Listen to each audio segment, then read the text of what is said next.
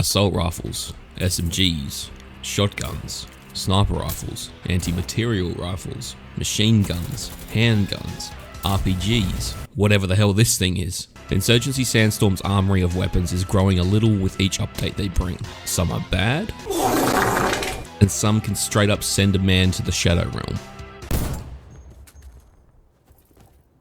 Okay. That's why in this series, we're going to take a look at how these weapons perform and help you decide what weapon is right for you. This series isn't just limited to Insurgency Sandstorm though. There are thousands of weapons at our disposal over an ever-growing genre of shooters. So sit back, relax, and let's talk about some of our favourite weapons in our most loved video games.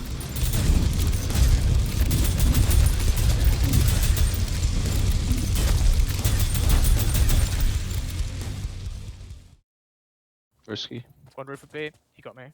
Wow, what a fucking pair of eyes he's got. Scratch one, courtyard. Come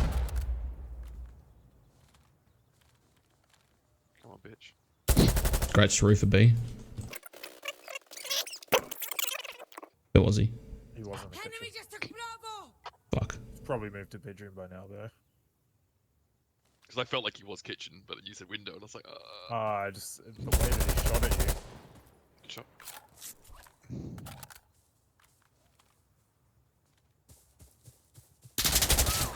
The Tavor 7 first released onto Insurgency Sandstorm way back in March of 2020 for security, alongside the Ace 52 on the Insurgent side, each being available for the Advisor class. Chambered in 7.62 NATO and with a muzzle velocity of 800 meters a second, if you can control this bad boy, you will delete your enemies very quickly. The Tavor 7 is an Israeli bullpup rifle.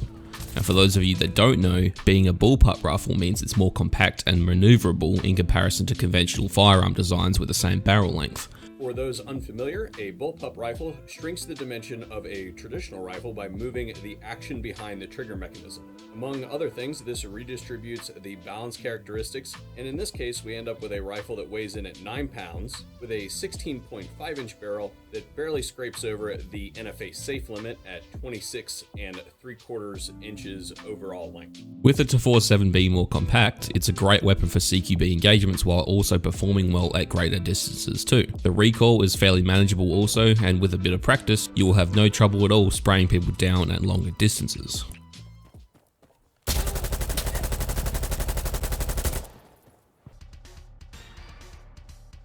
I mean, just look at this thing. I'm not a gun guy, but holy god damn. If this gun had a set of cheeks, then I'd clap the hell out of them.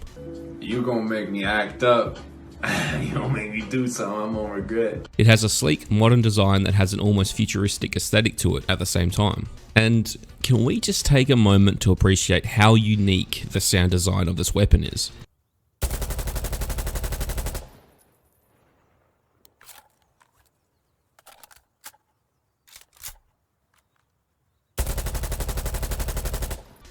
You ever wanted a gun that sounds like a rusty old empty tin of beans filled with nuts and bolts? Well, this is it. It's harsh, it's gritty, and it complements the gun's power perfectly. Speaking of power,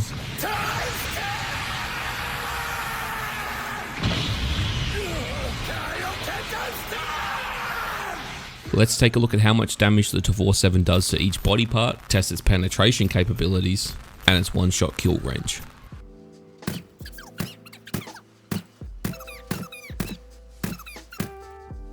Okay, so for this next test, we're going to start at 20 meters and walk back in increments of 5 meters.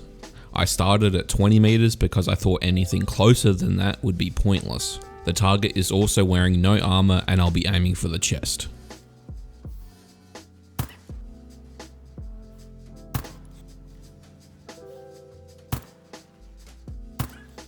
I'm not going to test each and every object in Sandstorm because that would just take too long. So I'm just going to test different surfaces and common areas you'll come across in game. So we've got like iron and metal, stone, brick, and wood. Also, the target will be roughly 1 meter or so behind the object that I'm trying to penetrate to. And I'll be, say, like 8 to 10 meters away, just for testing purposes.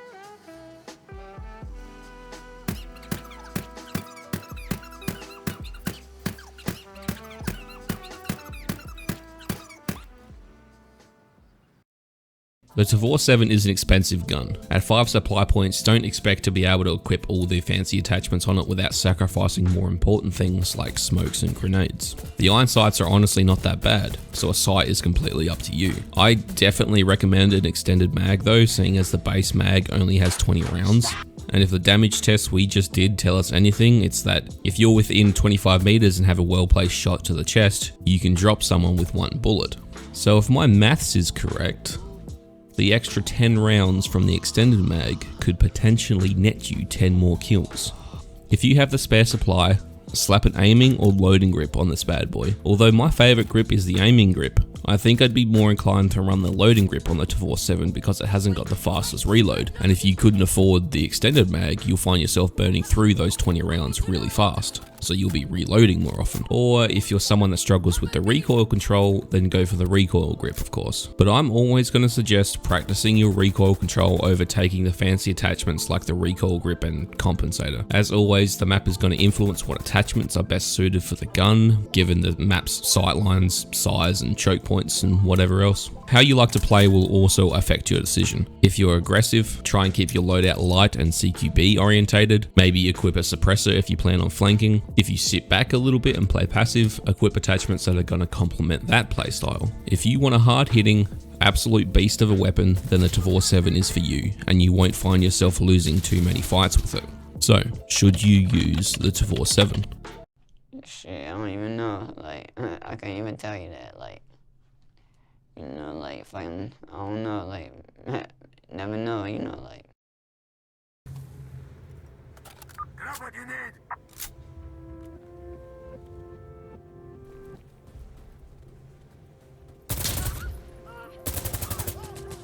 Securing A. Okay, we're capturing C.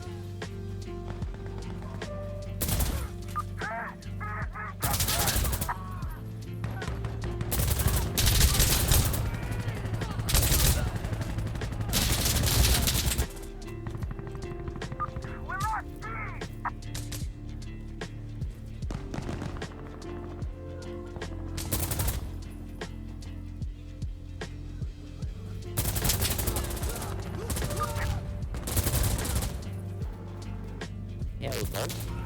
Come on, mate. Come on, come there, mate.